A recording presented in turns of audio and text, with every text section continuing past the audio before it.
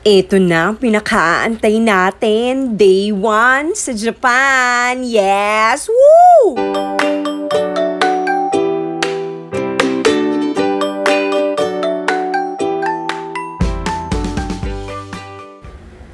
Ayun na nga, syempre, excited tayo 'di ba? So, ang aga-aga natin dyan sa airport, 1:55 yung flight namin, mga 8:30 or basta bago mag-9, nasa airport na kami. Syempre, 'di ba? Ay, teka, hinahanap kami ni ate. Hi, ate, andito kami. O, Robby, ano yan? Ay, teka, gumaganyan ka ha, saglit lang. Isa pa to, te. Charing. So, ayun na nga. Siyempre, pagkatapos ng lahat, ayan, ang mga bagets, ayan agad ang unang hinahanap. Ewan ko ba, sarado siya nung time na yan. Oo, pero usually nakakapaglaro talaga dyan yung mga bata. Kaya, ayan, nakita mo, borlogs, pagod eh. So, mainam naman yun at least hindi siya nag-iiyak sa biyahe. Gabi na nga nung nagising yung bata. Oo, malapit na kaming mag-descend rin. Oo, yung ba tawag doon? Tsare! So, ayan. Binigyan ko agad ng candy bago umiyak eh, no? Siyempre. O, ayan. Eto, katatapos lang ng ulan nung paglapag namin. Buti na nga lang din. Kasi siyempre, magbuwalkathon kami ng todo papuntang hotel eh, 'di ba? So, maigi na yun na hindi na umuulan. At ayan na nga, nandirito na tayo sa Kansai International Airport or Kansai Airport. Tinadagdagan ko yun, no? At ayun, syempre, bawal mag-picture-picture o mag-video-video dun sa bandang immigration eh.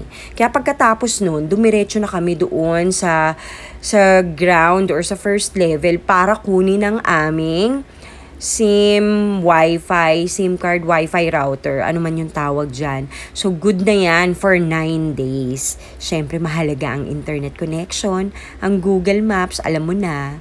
O, ayan. At paglabas namin, akyat ka lang yan sa second floor. Doon na, paglabas mo na, andyan ka na sa Kansai Airport Station. Diyan ka na rin bibili ng ticket para papunta doon sa iyong destinasyon. In our case, yan, dyan na kami bumili ng aming ticket papunta sa Namba. Andun kasi kami nakakuha ng hotel. Oo, at doon namin gusto.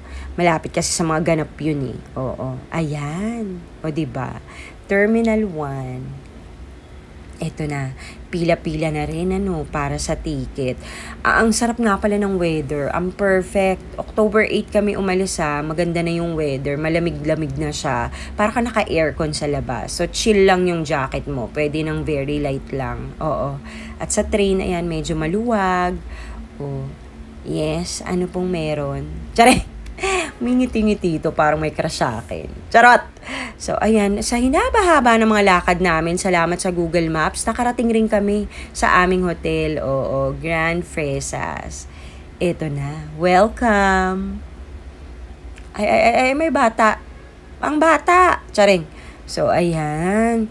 Uy, ang mainam dito sa hotel nila, may mga paano rin sila para sa kids. May sariling toiletries yung kids. Tuwan-tuwa dyan si Ayola, dun sa sleeper na pambata. Tapos, bukod dun sa mga regular, syempre na mga shampoo, conditioner, body wash, toothbrush, alam nyo ba, meron pa doon sa lobby, ikaw nakukuha, no? Lotion, moisturizer, facial wash, oil cleanser, sunblock, lahat, kahit ano, pati face mask nga, yung face sheet, oo, na pang beauty pati hair mask, naandun, kuha ka lang, hindi sila judgmental, tsare, hindi sila mapagbintang, oo. So, ayun, actually, pagod na kami niyan. Sabi ko nga, hindi ko na kayang maghanap pa ng resto para kumain. Siguro, bili na lang tayo ng something sa 7-Eleven. Oo. Nung ginugol map ko, ang lapit lang pala ng Dotonbori. Yung food tripan. Oo. Isang kandirit lang. 3 minutes lang ata na andun na. Kaya ayun, nakumbinsi kami na sige, pumunta na rin ngayong gabi. Lakad na naman. Diyos ko, day. Kailangan talaga the best yung sapatos mo dito. Maganda yung cushion at maluwag sa toes. Dahil kung hindi, ewan ko.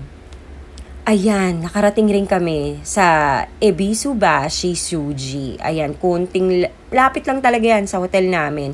At ayan yung Dotonbori Canal. O, 'di ba? Napaka-iconic ng lugar na to. Kailangan dumaan ka rito. O, ito yung Ebisu Bridge.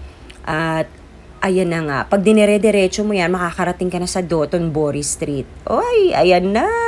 Ito na yung mga authentic na takoyaki pala. Charing, ano ba yung takoyaki? Charing. So, ito, Dotonbori Street. O, food tripan. Talagang sino ba namang hindi makukumbinsi? Kahit na pagod na kami, no? Talagang nakipila pa rin kami. Ang dami kasing tao. Buhay na buhay talaga tong lugar na to. At ayan, mananawa ka, hindi mo alam kung sa kapipila. Kaya doon kami pumila sa very light lang yung pila. Para makalaps na rin. Gutom na eh. Oo. Ay, ano meron, sir? Charing. So, ayun na nga. Ayan na ang aming takoyaki. Sarap siya, oo, promise. Malalaki kasi, tapos very generous yung mga, kung ano-ano man yung mga nakahalo, oo. Pero, to be fair yung mga takoyaki na makakain mo dito sa atin, hindi naman nalayo ng husto, oo. Legit rin, magaling naman talaga yung mga Pinoy gumaya-gaya ng mga kung anik-anik eh. So, ayan, sabi ni Robby, masarap raw. Siyempre, titikman ko rin, 'di ba? Para malaman natin ang katotohanan. Eto na nga. Ayan, may egg yolk siya nakasama. Kala ko kung ano yung yellow. Kala ko cheese. Egg yolk pala. Sarap naman. Oo. Sulit rin. Ang mga bagets. Siyempre, binilan lang namin sila ng something doon sa mga convenience store. So, sige, abangan na lang ang day 2 ha.